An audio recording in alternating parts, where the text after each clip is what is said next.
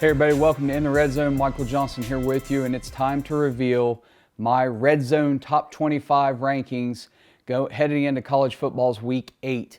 Now, we don't use the AP rankings here. Really, the college football rankings are the only ones that matter. The playoff rankings, those don't come out until the end of November. So we're doing our rankings here, and these could radically shift from week to week. It's based on how they play.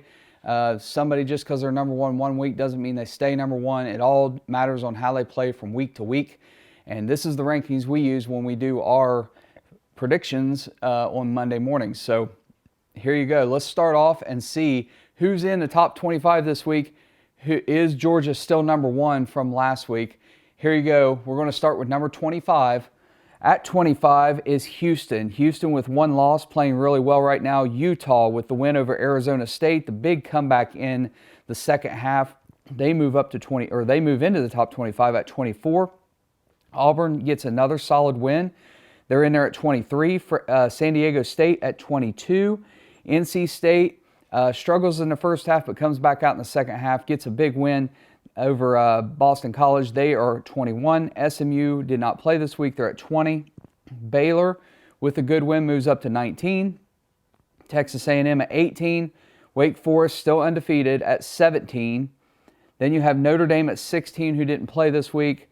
Coastal Carolina at 15. And Ole Miss gets by Tennessee by 5. They do cover the spread. They move into 14. That is the last half of our top 25 rankings. And just briefly to pause, I got to bring up the Tennessee game.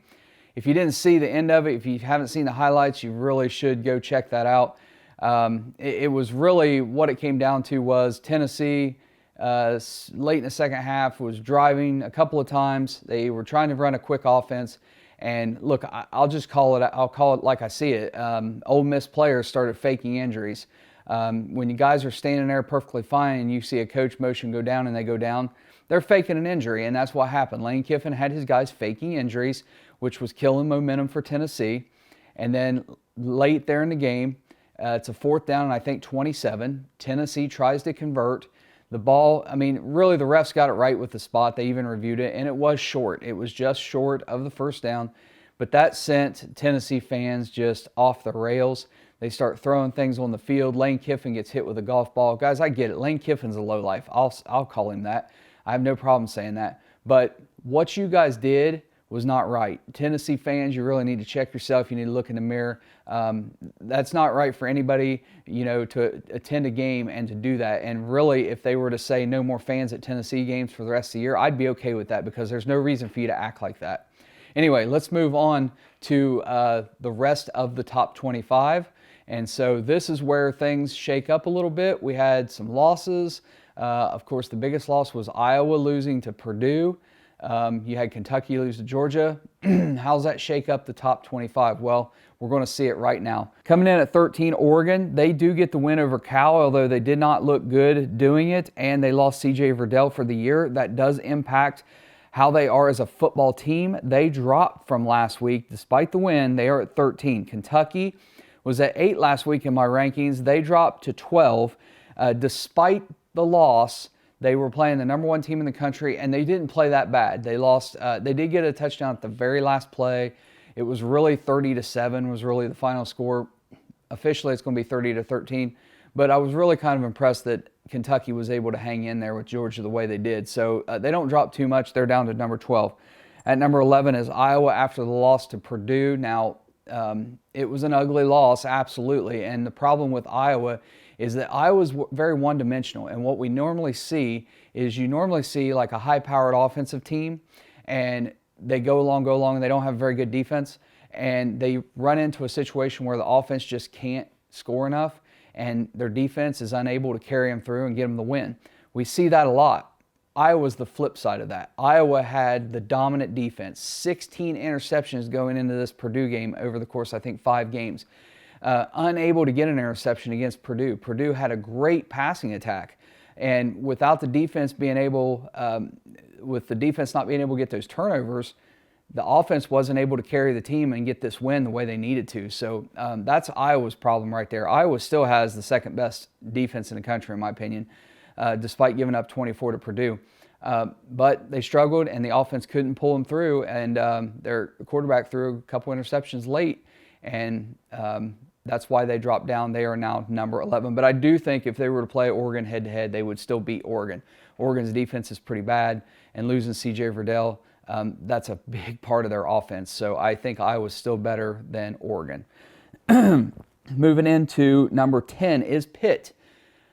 Pitt is the best team in the ACC, hands down. I've been saying that for a few weeks now. I know they lost to Western Michigan. That aside, I don't care. That feels like ages ago. They're the best team. They have a great offense. That, in my opinion, they're going to beat Clemson when they finally meet up. I just think Pitt is the best team in the ACC. I think they're going to win the ACC this year. So they are in at number 10. Coming in at number 9 is Michigan State. Michigan State, a lot of Michigan State fans have been commenting on our videos, saying we're not respecting them. And then they went in there and they kind of struggled with Indiana. They come out with the win, and they do move up here in these polls, but I'm not ready to move Michigan State any higher. They're just kind of like that team that plays at the other team's level. They haven't really dominated anybody, and so I don't think they're any deserving to be any higher than that. At number 7, Oklahoma State. Oklahoma State goes in and beats Texas, basically. I mean, they got behind. They came back. Texas imploded on itself for the second week in a row. That's why they're not in the top 25. And, they've got to figure out what they've got going on. But as far as Oklahoma State goes, they got the best defense in the Big 12, and I really think they are the best overall team in the Big 12. Now, I get it. Oklahoma's ranked higher. I get it. But we'll talk about that in a minute. But I just think Oklahoma State is the most complete team in the Big 12. And, all eyes are going to be on Bedlam this year against Oklahoma because both teams might be undefeated when they get to that game. Still a lot of football left to play, but that's the direction we're heading in right now. So Oklahoma State up there right now at number 7. And I skipped Penn State. Penn State off this week. Penn State is at number 8. And I really feel like if Penn State were to play Oklahoma State has the edge right now. Penn State fans aren't going to hear that, but that's just how I personally feel. At number 6 is Michigan. They didn't play this week. They move up by process of elimination because we had teams lose. So Michigan moves up. I think they still are a very good football team, but I know they're going to be mad they're ranked below Ohio State, who has a loss.